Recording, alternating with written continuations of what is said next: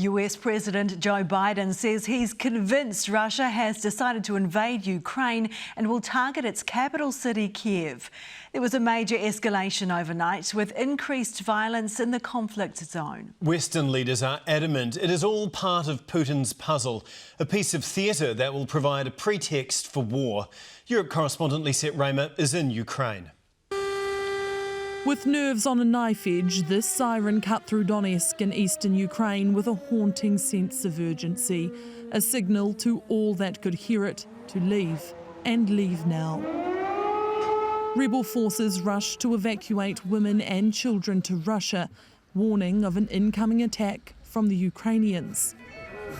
And within hours, a bomb had ripped through this car outside government offices.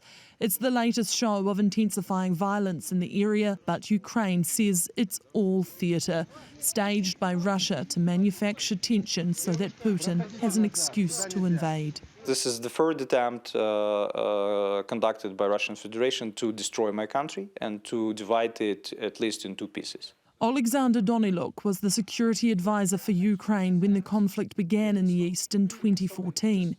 He is certain the storm that is currently brewing across the country will be far worse. Is this a hopeless situation? This is our reality. This is our neighbor. And again, it is not possible to de-escalate this situation just by signing any agreements, because Russia violated all of the agreements we had. He wants the West to stop with these comments. We have reason to believe the Russian forces are planning to and intend to attack Ukraine in the coming week, in the coming days.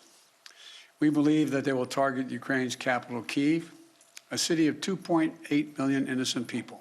And focus on making a plan to stop the invasion.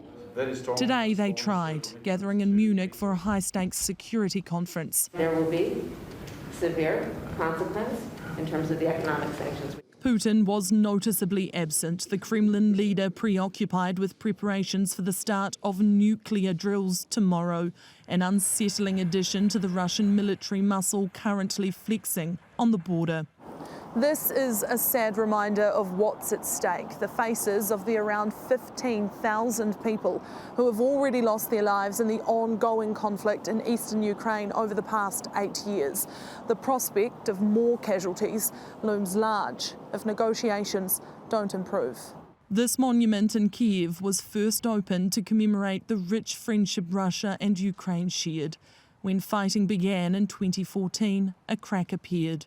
Now on the verge of a total invasion, all that the People's Friendship Arch once stood for is threatening to collapse completely. Well, Lisette joins us now live from Kiev in Ukraine. And Lisette, there's some new information about what Putin's next step might be. Yes, President Biden has given a clear indication that the main target will be the country's capital of Kyiv, where 2.8 million people live. But we've also had reports from sources close to that US intelligence that there is now a plan to develop a list of prominent people and politicians here in Ukraine that Russia could then potentially try to arrest or assassinate. Now, this would play into the ongoing tactic of forcing cooperation through intimidation. We understand that the US is in the process of changing the classification of that intelligence so that they can then share more detail with the relevant Ukrainian authorities so that they can better prepare for that threat. The other thing to note that has developed over the last 24 hours is it's now believed that 190,000 Russian troops are amassed around Ukraine's border. So certainly this weekend, no change in this high-risk situation here in Ukraine. Lisette Raymer, our Europe correspondent, live from Ukraine. Thanks very much.